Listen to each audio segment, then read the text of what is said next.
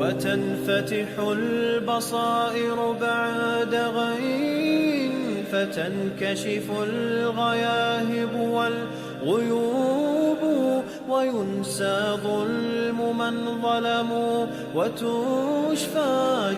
والسلام على أشرف المرسلين ونشهد أن لا إله إلا الله ونشهد أن محمدا عبده ورسوله وخليله وصفيه وحبيبه صلى الله عليه وسلم. أيها الإخوة والأخوات, السلام عليكم ورحمة الله وبركاته. Bonsoir à toutes et à tous. Donc on entame ce soir le dernier sujet de cette série, Foi et spiritualité. Le thème c'est le temps, il vaut plus que de l'or, c'est la vie. Donc notre vie effectivement va connaître une échéance et toute chose court à sa fin. La fois dernière nous avons parlé de l'au-delà.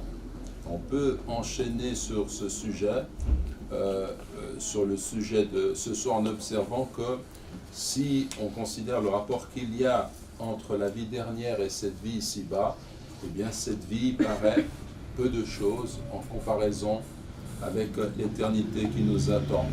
Dans le Coran, il y a des versets qui nous rendent attentifs à cela. Par exemple, ce passage qui nous dit كأنهم يوم يرون ما يوعدون لم يلبثوا إلا ساعة من نهار, ce qui signifie le jour où ils verront ce qu'il leur est promis, il leur semblera qu'il n'était resté sur jour, si on traduit mot à mot. Et donc ce passage, il nous montre que dans l'au-delà, quand on sera dans l'éternité, au jour du jugement dernier, eh bien, on aura l'impression que cette vie a été vraiment peu de choses. Une heure, une partie de la journée. Et donc cela nous permet de prendre conscience que finalement cette vie est extrêmement courte. Un autre point que l'on peut mettre en avant, c'est que l'un des noms du jour dernier, c'est Es-Sa'a, qui signifie l'heure. On peut faire un parallèle entre la mort de chacun d'entre nous et la fin du monde. Parce que il y a un rapport entre l'univers et l'être humain. L'univers comprend un domaine qui est apparent, que nous voyons, et un domaine qui est caché. Et l'être humain de la même façon a un corps qui est visible, puis il a une vie intérieure, une âme qui est cachée. De la même façon, lorsque viendra l'heure dernière, le Coran nous décrit une scène de tremblement de terre. Lorsque la terre sera secouée de son tremblement. De la même façon, lorsque l'être humain vient à mourir, on nous parle de sakarat el-maut, c'est-à-dire, ou sakratul maut, l'agonie de l'homme, l'étourdissement qui est causé par la mort. Et le corps qui, tout d'un coup, se met à trembler, à être pris par justement cette agonie, et un rapport entre le corps de l'être humain qui va mourir et la fin du monde qui connaît son tremblement. Également, la terre va témoigner par rapport à tout ce qu'on a pu accomplir dans cette vie, sur terre. De la même façon, notre corps va témoigner, que ce soit la main, le pied, la peau même, parlera pour dire ce que l'être humain a fait, notamment celui qui n'ira avoir commis telle et telle erreur, telle et telle action. Eh bien son propre corps témoignera contre lui, comme la terre va témoigner contre l'être humain.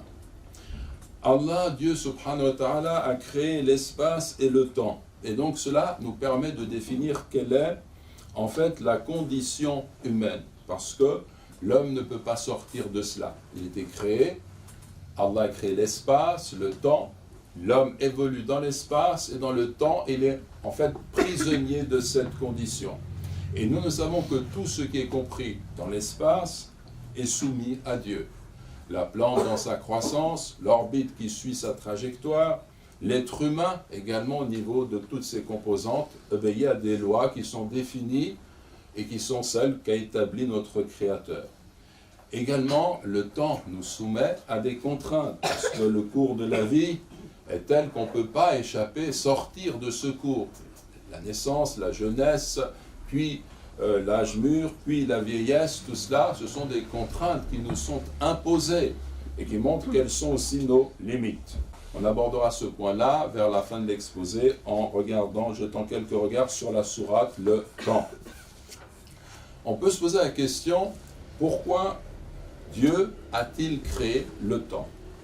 Et on a dans le Coran des réponses, par exemple ce verset qui nous dit هو الذي جعل الليل والنهار خلفة لمن أراد أن يذكر أو أراد شكورا, ce qui signifie et c'est lui, c'est-à-dire c'est Dieu, et c'est lui qui a assigné à la nuit et au jour une alternance pour celui qui veut se rappeler ou se montrer reconnaissant. Donc l'alternance de la nuit et du jour sont là pourquoi? Pour permettre à l'être humain de réaliser son culte et de vivre selon ce rythme des nuits et des jours. Et on se rappelle que notre prophète sallallahu alayhi wa sallam passait ses nuits en prière à tel point que son épouse Aïcha lui avait dit « Pourquoi est-ce que tu agis de la sorte ?» Et lui passait ses nuits en prière à tel point que ses pieds se fissuraient, il avait des gerçures, et lui a dit « Pourquoi est-ce que tu agis ainsi alors que Dieu t'a pardonné tes péchés passés et futurs ?» Et lui a répondu « Afala uhibbu an akuna abdan shakura » N'aimerais-je donc pas être un serviteur très reconnaissant? Donc pour lui, la nuit, c'était une occasion d'être en prière, de passer une nuit en prière et par là même de se rappeler son Créateur, de tendre vers son Créateur et puis de montrer sa reconnaissance pour tout ce qui lui vient de son Créateur. C'est pour cela que la nuit est là, que le temps de la nuit est là. Et parce que nous avons été créés en fait pour l'adoration d'Allah subhanahu wa ta'ala. Pour nous montrer l'importance du temps, et notamment du début de la journée. Allah subhanahu wa ta'ala dans le Coran, il nous dit « وَالصُّبْحَ إِذَا تَنَفَّسْ » وَالصُّبْحِ إِذَا تَنَفَّسْ. Donc il prête serment, et le Coran nous dit « et par l'aube quand elle exhale son souffle ». Donc il prête serment par une notion qui nous ramène au temps, l'aube. Et ça, on va le retrouver dans d'autres passages du Coran. Par exemple, il nous dit « Wad-duha » et par la matinée, « Wal-fajr » et par l'aube, « Wal-asr » et par le temps. Mais l'asr, c'est aussi la partie de la journée qui vient avant le coucher du soleil, comme vous le savez. En d'autres termes, le temps est là pour ponctuer notre vie, notamment au niveau culturel. Alors on peut le voir quotidiennement, il est question de la prière. Par exemple, Allah nous dit, subhanahu wa ta'ala, وَأَقِمِ الصَّلَاةَ لِدُلُوكِ الشَّمْسِ إِلَى غَسَقِ اللَّيْلِ وَقُرْآنَ الْفَجْرِ إِنَّ قُرْآنَ الْفَجْرِ كَانَ مَشْهُودًا. Ce qui signifie, accomplis la prière au déclin du soleil jusqu'à l'obscurité de la nuit et fais aussi la lecture à l'aube. La lecture à l'aube a des témoins. Donc à partir du déclin du soleil, c'est la prière de Dhuhr, puis du Asr, puis du Maghrib, puis de Isha. Et puis la cinquième prière, c'est celle du Fajr que l'on fait à l'aube. Et cette prière a des témoins, les anges de la nuit et les anges du jour qui se relèvent. Vous avez également au niveau de la semaine, hebdomadairement, au niveau de la semaine, vous avez le vendredi. Dieu nous dit, subhanahu wa ta'ala, « Ya ayyuhalladhina amanu, idha nudiya lis-salati min yawmi al-jum'ati fas'aw ila dhikrillah » Ce qui signifie, ô vous qui avez cru, lorsqu'on appelle à la prière du jour du vendredi, empressez-vous à l'invocation de Dieu. Donc il est question du vendredi. Vous avez également le mois de Ramadan.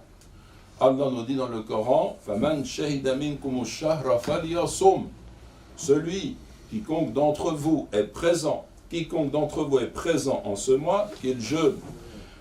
Faman shahida, ce mot shahida, ça peut aussi signifier est témoin de la naissance du mois, donc de la nouvelle lune. Ça peut signifier aussi qu'il est résident, qu'il n'est pas en voyage, selon par exemple Abu Bakr el-Jazairi. En tous les cas, il est question du mois de Ramadan, et c'est un mois, le mois de Ramadan. Puis vous avez au niveau de l'année, le Hajj que l'on effectue également. Yas'alunaka 'anil ahilla qul hiya mawaqitu lin-nasi wal hajj. Ce qui signifie, ils t'interrogent sur les nouvelles lunes, ce sont des indicateurs du temps à l'intention des gens et aussi pour le pèlerinage. Donc on voit qu'on a des indicateurs de temps, les jours, les semaines, mois, année, et tout cela nous permet de ponctuer notre vie cultuelle. J'aimerais maintenant simplement vous donner un compte-rendu d'un article qu'avait écrit l'imam Hassan al-Banna, rahimahullah, « Le temps, c'est la vie ».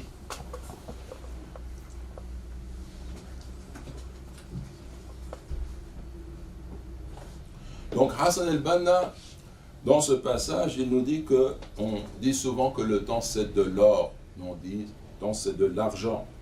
Et il observe que cela c'est un jugement de valeur qui correspond à ceux qui ne voient pas la réalité des choses. Parce que le temps c'est bien plus que de l'or. Je peux investir de l'argent, recevoir de l'argent, dépenser de l'argent, recevoir plus que ce que j'ai dépensé, mais l'heure qui est passée, elle ne reviendra plus. Donc le temps, c'est en fait la vie. Et il dit, est-ce que ta vie, toi l'être humain, est autre chose que ce temps qui s'écoule entre la naissance et la mort? Donc la vie, le temps de notre vie est bien plus précieux que l'or et l'argent.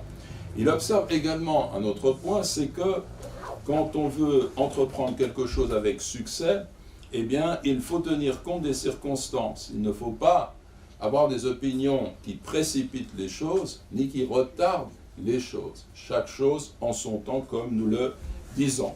Il observe également que Abu Bakr as-Siddiq, radiyallahu anhu, faisait cette invocation: ô grand Dieu, ne nous abandonne pas dans la détresse, et ne te saisis pas de nous dans la négligence, et ne fais pas que nous soyons du nombre des inconscients. Parce que la vie peut être un piège. Et l'être humain est pris dans cette vie, vit pour vivre, et oublie qu'en fait, il y a une échéance qui vient. Il y a un sens qui est beaucoup plus profond que ce qu'il vit dans l'instant, et qui lui permet de réfléchir sur la profondeur des choses et sur son retour à son Créateur. Et Omar ibn al-Khattab, radiyallahu anhu, invoquait Dieu, lui demandant de bénir son temps et de faire que chaque heure soit l'occasion de bien agir. Bénir son temps, c'est en fait un bien qui nous est donné, ce temps. Et donc il faut savoir en saisir les occasions notamment de bien faire et de suivre le droit chemin. Et il nous rappelle qu'au jour de la résurrection, l'adorateur ne bougera pas avant que Dieu ne l'interroge sur la façon dont il a passé sa vie et sur la façon dont il a acquis et dépensé son bien. Des hadiths, des traditions qui sont authentiques. Il nous rappelle également une belle parole du messager de Dieu, sallallahu alayhi wa sallam, pour mettre en valeur l'importance du temps. Il nous a dit: il n'est de jour dont l'aube se lève sans qu'une voix appelle: ô fils d'Adam, ô enfant d'Adam, je suis une nouvelle création et je suis témoin de tes actes. Fais donc provision de moi, je ne reviendrai certes pas jusqu'au jour de la résurrection. Donc il n'y a rien de plus précieux que dans notre existence que le temps. Et il faut aussi se rendre compte qu'il y a des moments qui ont plus de valeur que d'autres. Il y a des occasions qu'il faut savoir saisir. Il nous dit, rahimahullah, ce sont ces occasions que Dieu a mises à notre portée, nous autres croyants, afin de chasser durant ces périodes le spectre de l'inconscience, afin de revenir au rappel de ce qui est essentiel et à l'éveil de nos esprits. Et c'est toujours le même thème qui revient. Il faut prendre conscience de cet engagement qui est le nôtre dans le temps, de la valeur du temps. Il faut se réveiller. Il faut aussi être capable de s'exposer à justement des occasions qui nous sont données. Il nous dit, les nobles versets du Coran ont désigné ces moments quotidiens, hebdomadaires et annuels. Alors il reprend la même logique que l'on vient de développer, et en fait il donne un verset concernant les prières. Le verset nous dit: فَسُبْحَانَ اللَّهِ حِينَ تُمْسُونَ وَحِينَ تُصْبِحُونَ وَلَهُ الْحَمْدُ فِي السَّمَاوَاتِ وَالْأَرْضِ وَعَشِيًّا وَحِينَ تُظْهِرُونَ, ce qui signifie: gloire donc à Dieu soir et matin, à lui toute louange dans les cieux et la terre, dans l'après-midi et au milieu de la journée. Donc là, on a les 5 prières qui sont désignées encore de façon plus précise. Et puis il donne d'autres passages du Coran, wal fajr wa layalin ashr, par le fajr, par l'aube et par les 10 nuits. ces 10 nuits, ce sont les 10 premiers jours de Dhil Hijjah. Il est recommandé de faire de bonnes actions. Donc c'est un temps dont il faut saisir un moment, dont il faut saisir l'occasion. On a bien entendu Laylatul Qadr, la nuit de la détermination du destin, du mérite, de la valeur pendant le mois de Ramadan. Et là, ce temps est particulièrement précieux. Puis, le messager de Dieu, sallallahu alayhi wa sallam, nous a orientés pour nous faire comprendre la valeur du temps et la façon de le mettre à profit dans un grand nombre de hadiths, nous dit l'imam Hassan al-Banna, rahimahullah, nous indiquant que le croyant se trouve entre deux craintes. Un croyant authentique se trouve entre deux craintes. Entre un temps déjà écoulé dont il ne sait ce que Dieu fera, et un temps à venir dont il ne sait ce que Dieu décidera. Que le serviteur agisse donc en donnant de lui-même pour lui-même, et en prenant de sa vie ici-bas pour l'au-delà, et en agissant dans sa jeunesse avant d'être rattrapé par la vieillesse, et alors qu'il est bien en vie avant sa mort.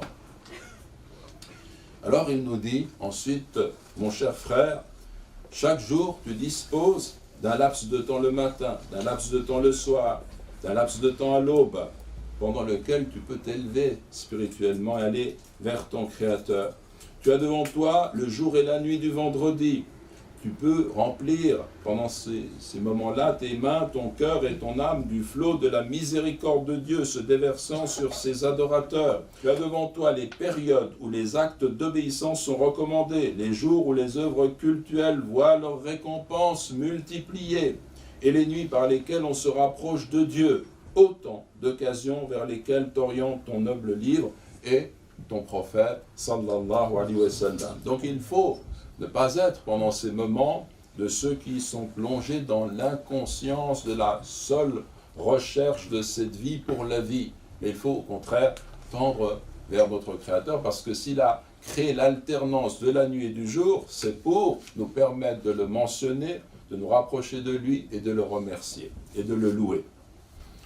Il y a dans le Coran une sourate que vous connaissez tous, qui est sourate Al-Asr.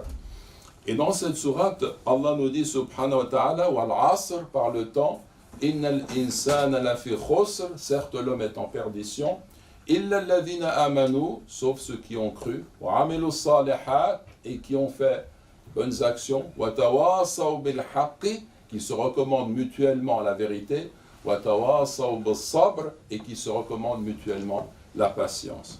Alors cette sourate, elle mérite que nous fassions un certain nombre de remarques. D'abord, Al-Asr, ça peut signifier la prière de l'après-midi que vous connaissez, ou encore la tranche de journée qui précède le coucher du soleil.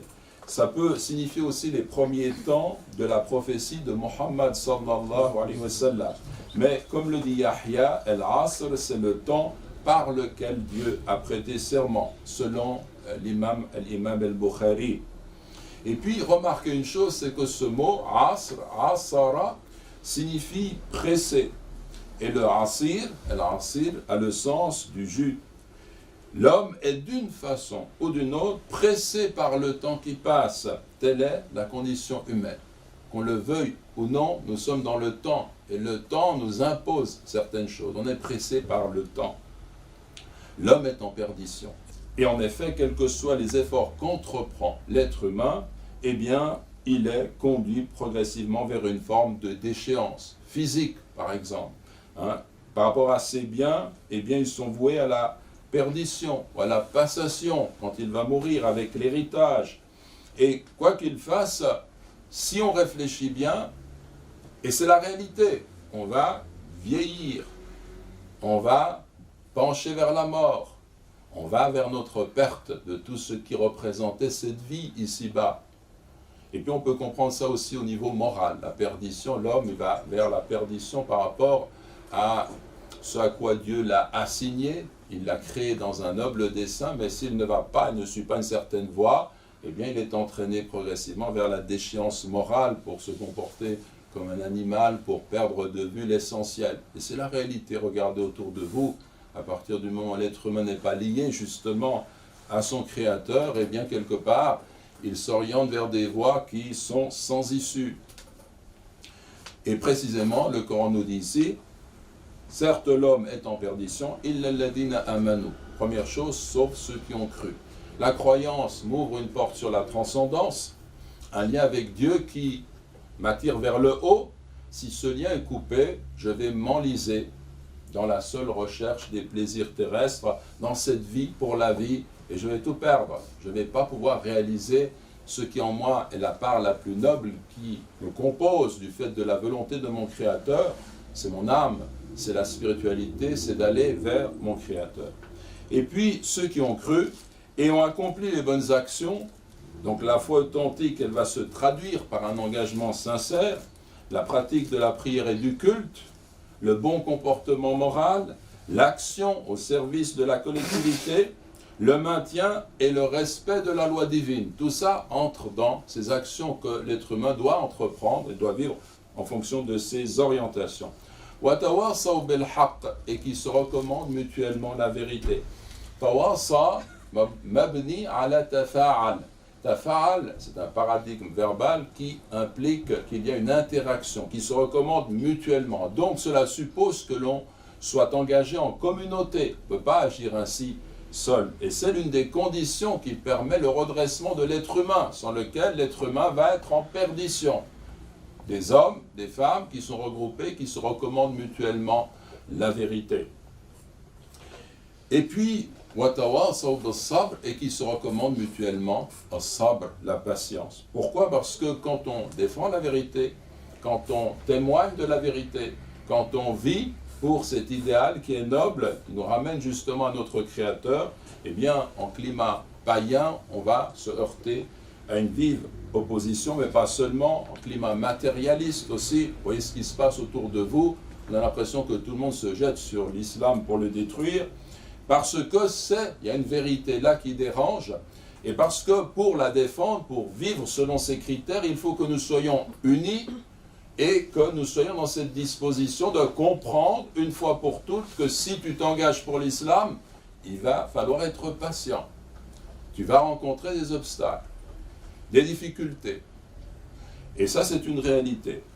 L'autre chose que l'on peut mettre également en avant, c'est que ce mot « sabr », qui signifie patience, persévérance, constance, on le comprend de diverses façons. Il y a la patience par rapport au fait de suivre, de continuer, d'agir toujours dans le sens de ce que Dieu nous a ordonné de faire, les prescriptions divines. Il faut être patient, il faut persévérer dans le fait d'accomplir ces prescriptions, comme la prière par exemple. Il y a aussi la patience dans le fait de résister aux tentations de la vie, aux tentations qui nous entraînent hors du chemin que Dieu a voulu pour nous, que Dieu a voulu que nous suivions. Et ces tentations, elles sont nombreuses. Ce sont des pièges. Et donc la patience, c'est aussi de résister à cela. La patience, c'est également, lorsqu'on est atteint par le malheur, par une calamité, de comprendre qu'il s'agit là d'un élément du destin et d'admettre ce que Dieu, d'accepter ce que Dieu a voulu, la chose qui nous dépasse complètement, et de faire patience et d'admettre que sa volonté dépasse infiniment nos courtes vues à nous. Et puis, il y a la patience qui consiste à rendre le bien pour le mal. Si quelqu'un vient nous agresse, eh bien on répond de la meilleure façon. On ne doit pas être agressif. On rend le bien pour le mal et il s'agit de se maîtriser. De cette sourate, on retire un certain nombre d'enseignements. C'est que les hommes, lorsqu'ils pensent à la prospérité de l'être humain, ils ont très souvent un critère purement matérialiste, c'est la richesse, la notoriété, la santé de l'individu. Mais il est clair que l'être humain perdra sa richesse, sa notoriété tombera dans l'oubli, et puis, quelle que soit sa santé avec le temps, comme on l'a déjà dit, eh bien, c'est la vieillesse, la maladie qui l'attendent d'une façon ou d'une autre. Et puis, un deuxième critère de réussite qui est beaucoup moins visible, qui est en fait, qui va dans le sens de notre engagement en tant que musulmans, c'est lier notre âme à Dieu dans l'adoration, c'est agir en vue du bien de tous, et c'est vivre dans la perspective du retour à Allah subhanahu wa ta'ala. On a vu que l'imam Hassan al-Banna a souligné le fait que le temps c'est la vie, et on a vu également, on sait également que notre prophète sallallahu alayhi wa sallam nous a dit نعمتان مغبون فيهما كثير من الناس الصحة والفراغ. il y a deux bienfaits par lesquels sont trompés un grand nombre d'hommes, la santé et le temps libre. En fait, nous sommes tous des commerçants. Dans le Coran, Allah nous dit par exemple, Ya ayyuhalladhina amanu, hal adullukum ala tijaratin tunjikum min adabin alim. Ô vous qui avez cru, vous indiquerai-je un commerce qui vous épargnera un châtiment douloureux. Les versets se poursuivent. Ce qui est intéressant dans ce passage, c'est qu'il est question d'un commerce. Donc nous sommes tous des commerçants. Et il faut entrer dans ce commerce et il faut pouvoir gagner. Et en fait, le capital de ce commerce, c'est notre vie, c'est notre temps de vie.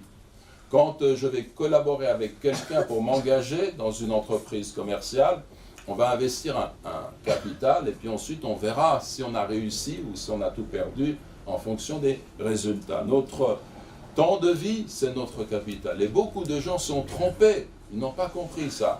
Le temps, la vie passe et ils perdent leur temps en vain et au jour du jugement dernier, ils auront beaucoup de regrets par rapport à cela.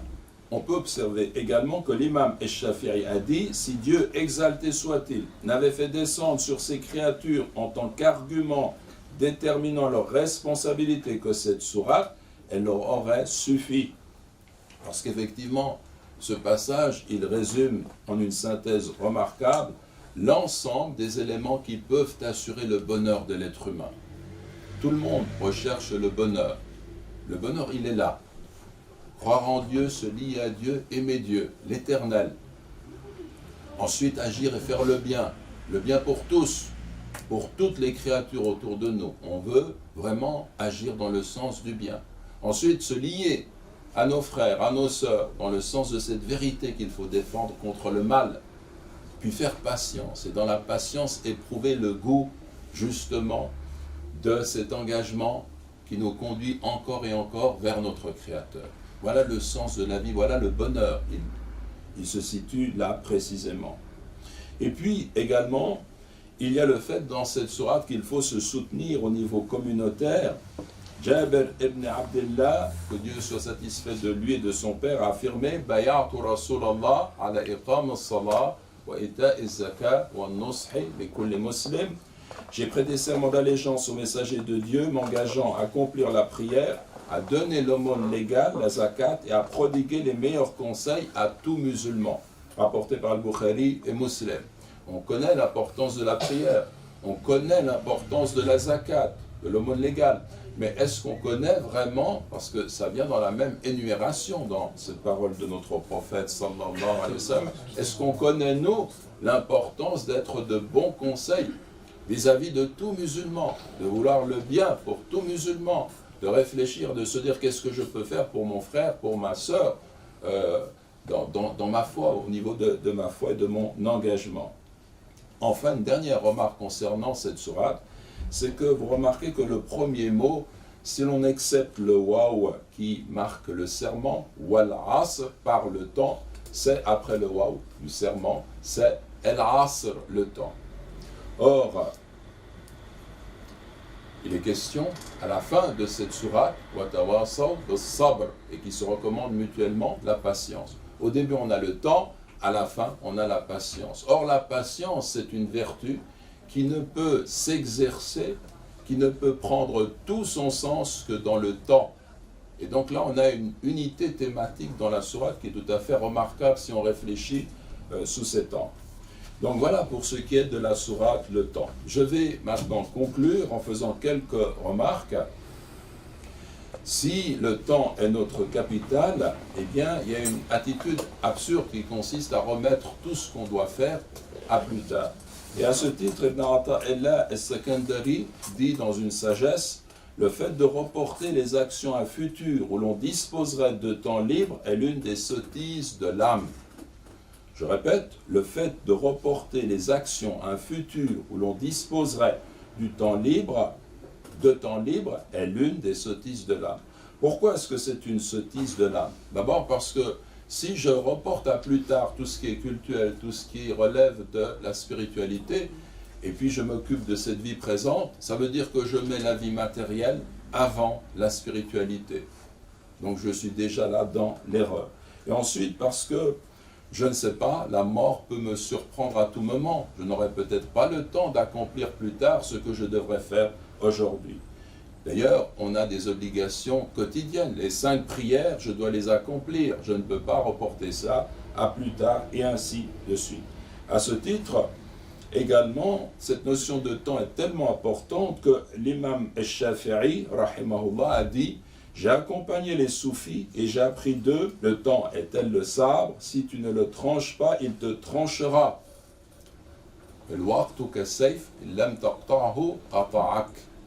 Donc cela signifie qu'il faut aussi prendre conscience de notre responsabilité. Le temps passe, il n'attend pas. Donc il faut vraiment considérer qu'il est important de changer d'attitude.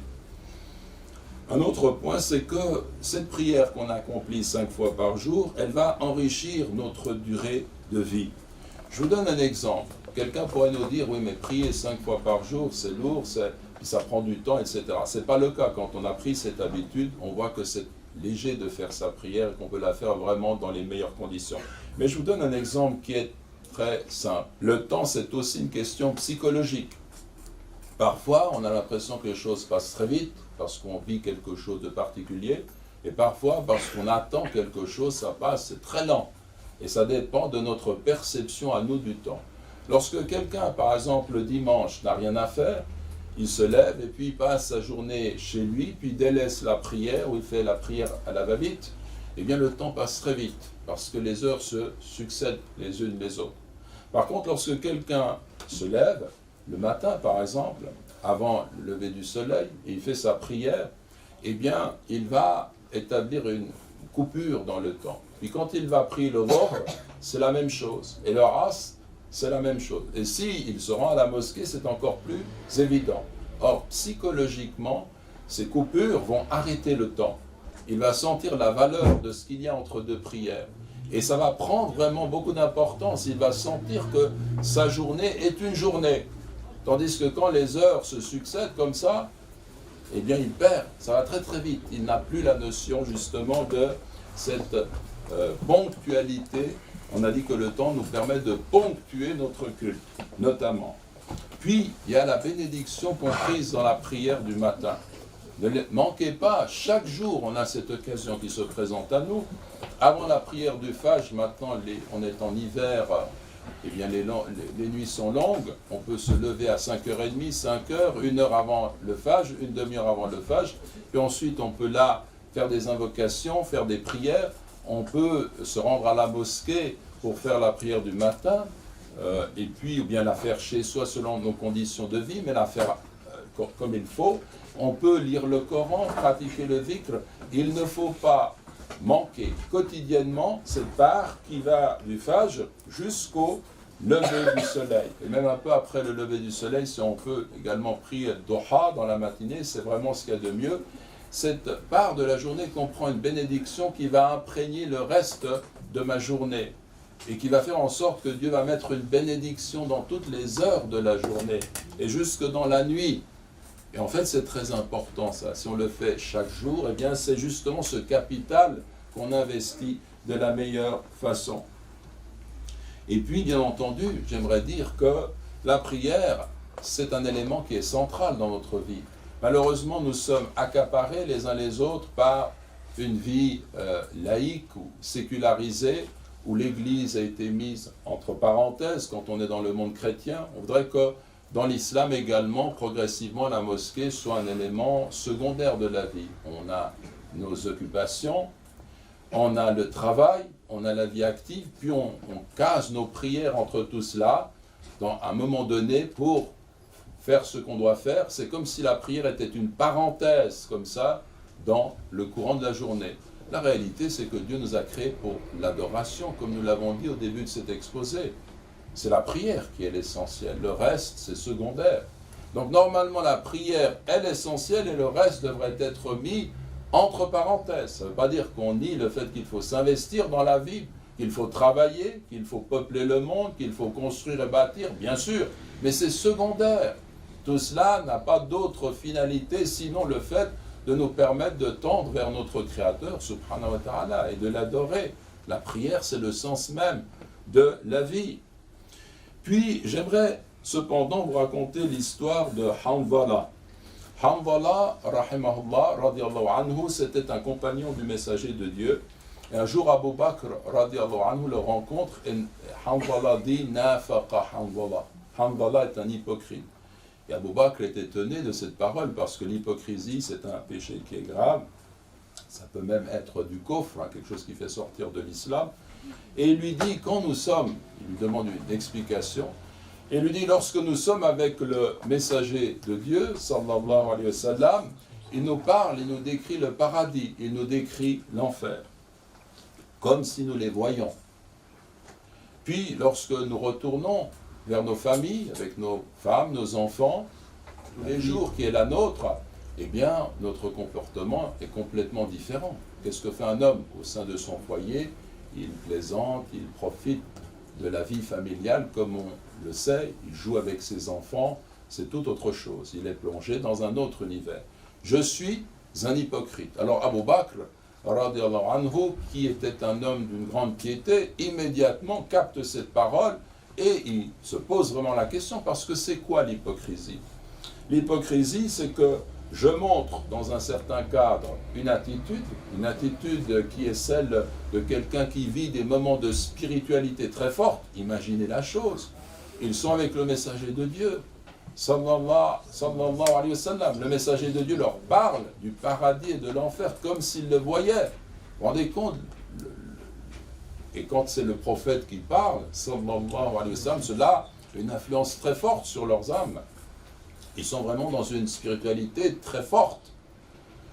Et puis ensuite, ils changent complètement d'attitude. Donc l'hypocrisie, c'est peut-être ça, d'avoir des comportements complètement différents. Et alors le messager de Dieu va répondre, quand ils vont aller tous les deux pour lui dire ce qu'il en est. Et le messager de Dieu, sallallahu alayhi wa sallam, leur dit, par celui qui tient mon âme dans sa main. D'ailleurs, cette expression, elle est intéressante, parce que quand il dit par celui qui tient mon âme dans sa main, ça veut dire que le prophète Mohammed, dans son lien qu'il a avec Allah, il a le sentiment toujours d'être complètement, et c'est la réalité même, mais il le ressent profondément, que tout dépend de son Créateur, qu'il est complètement sous l'emprise de son Créateur, qu'il ne peut rien faire d'autre que d'être sous cette emprise, et c'est le cas d'ailleurs pour chacun d'entre nous, mais lui, il en avait complètement conscience. Eh bien, il dit, si vous restez dans l'état dans lequel vous êtes quand vous êtes avec moi, c'est le sens de ces paroles, les anges finiraient par vous serrer la main dans vos couches et sur les chemins.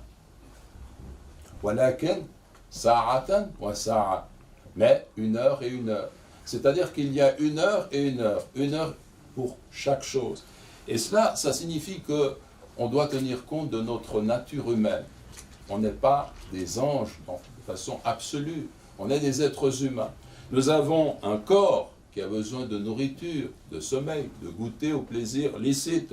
Nous avons une intelligence qui doit aussi prendre le temps d'acquérir des savoirs, de comprendre, de connaître. Nous avons une âme qui a besoin de s'élever par le culte, par la prière, par le véhicule. Nous avons des besoins dont des distractions licites. On ne peut pas être toujours au même degré.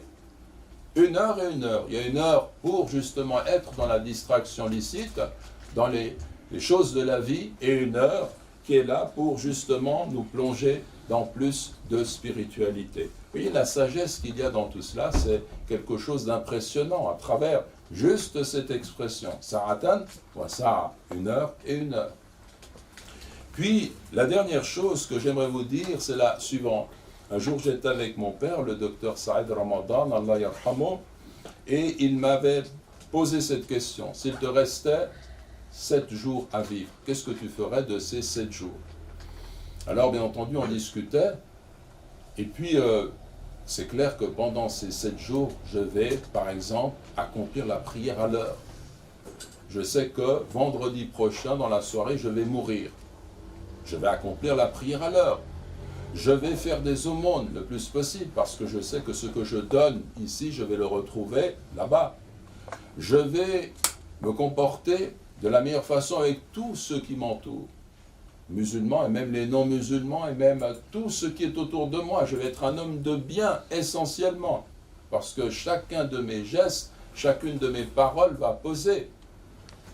Puis je vais renouer, ou nouer, ou confirmer mes liens de parenté avec mes pères et mères. Ma mère, immédiatement, là, j'ai 7 jours à vivre, je sais qu'il faut que je lui rende visite, je serai tous les jours chez elle. Mon père, également. Donc je veux dire, et mes proches. Si j'ai une dispute avec quelqu'un, je vais me réconcilier pendant ce temps qui me reste à vivre. Même s'il est dans l'erreur, même si lui est dans l'erreur, j'irai vers lui pour lui dire « Pardonne-moi », parce que je sais que Dieu me pardonnera autant que moi j'ai pardonné à autrui. Je vais dormir moins que d'habitude, presque pas. Pourquoi? Parce que 7 jours, c'est fini. Le capital qui est le mien pendant la nuit, où je peux faire la prière de la nuit, eh bien, il est écourté désormais. Donc, toutes mes nuits, je vais les passer en prière. La lecture du Coran, je vais lire le Coran. Je vais également, sachant l'importance qu'il y a dans l'acquisition des savoirs, étudier, lire chaque jour quelque chose, pour retrouver cela auprès de mon Créateur. Et quand on avait énuméré cela, mon père me disait, Allah yarhamu, quelle différence y a-t-il entre 7 jours, 1 mois, 1 année, 10 années, 30 ans, une vie? Quand on réfléchit au temps qui passe, on est déjà arrivé pratiquement au terme. Donc il s'agit pour nous de nous réveiller. Il s'agit pour nous de prendre conscience de la valeur de ce temps et de nous engager dans le sens de ce qui a été dit, Inch'Allah.